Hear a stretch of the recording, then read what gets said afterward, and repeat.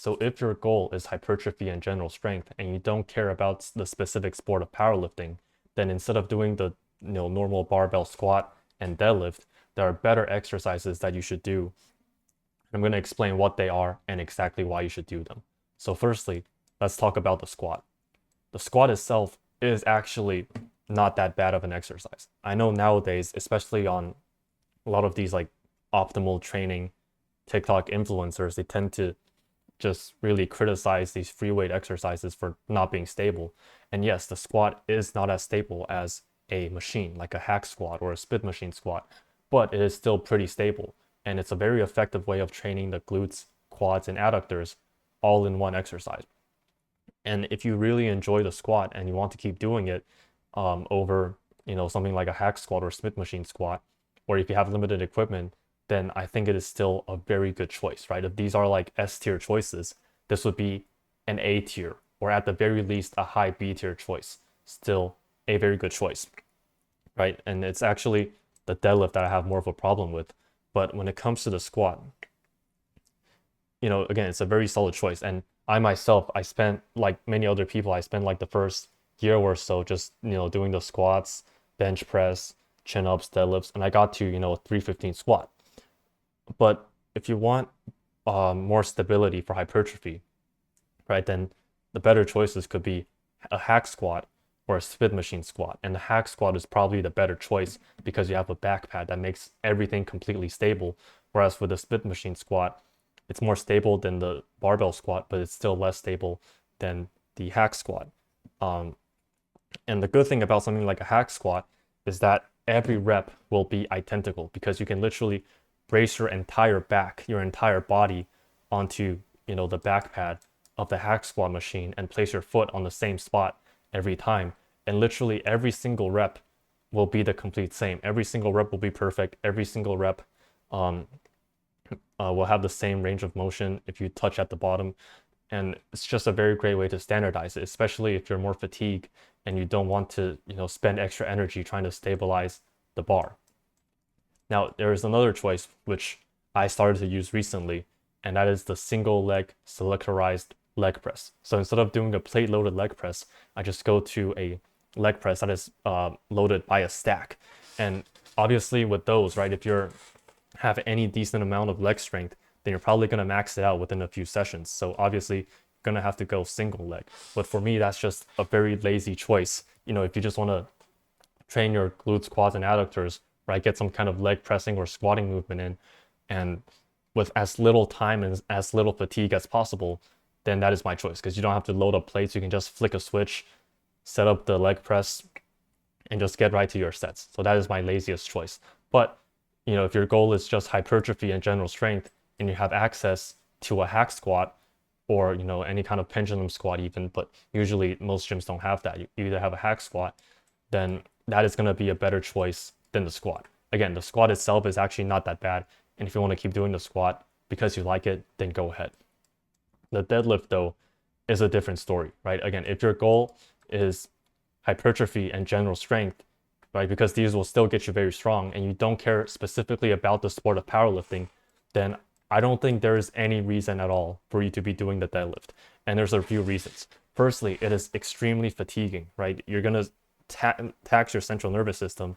And after you do this, it's just going to really affect the rest of your workout. And the stimulus to fatigue ratio is just not that good.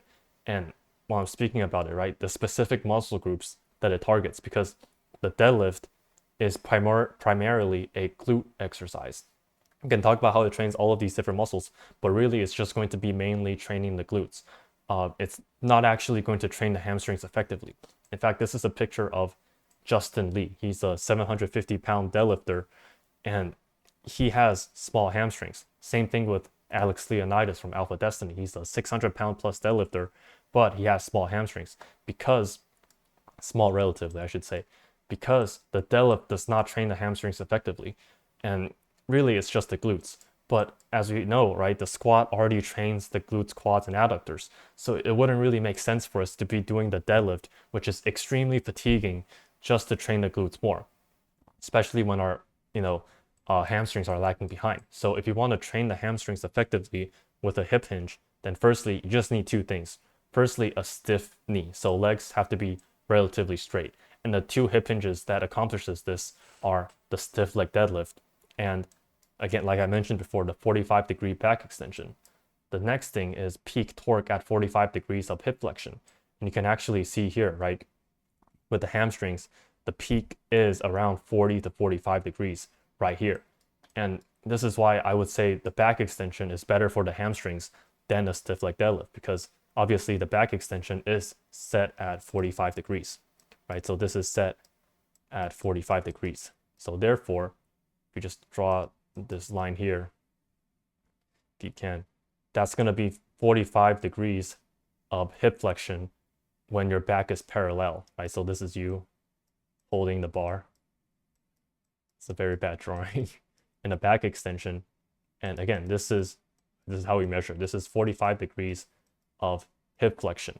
So that's why the back extension is the best hip hinge for the hamstring.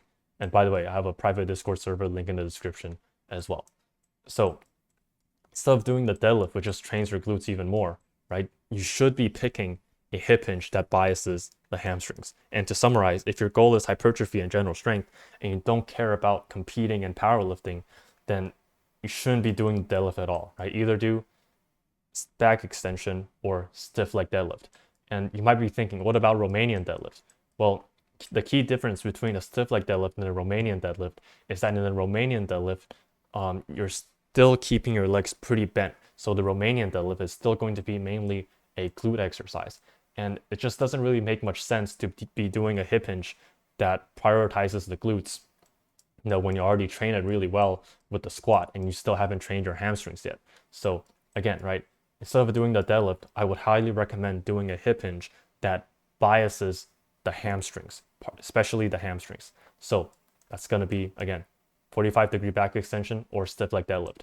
And when it comes to the squat, if you really like the squat, you can actually keep doing it, right? Just normal back squat, especially if you're well built for it, right? And what I mean by well built for it is if you have a long torso and short legs relatively, which is what I have as well. And a lot of East Asians tend to have this build as well. If you have that build, then it's just really easy to do a squat, especially a front squat, right? When I first started doing front squats, I was able to do like ass to grass front squats with that really upright torso relatively easily. So if you like squatting, then yeah, it's still a pretty good choice. But if you just want more hypertrophy and general strength, then either do hack squat, which is the #1 choice, or the Smith machine squat or the leg press as well, taking your pick.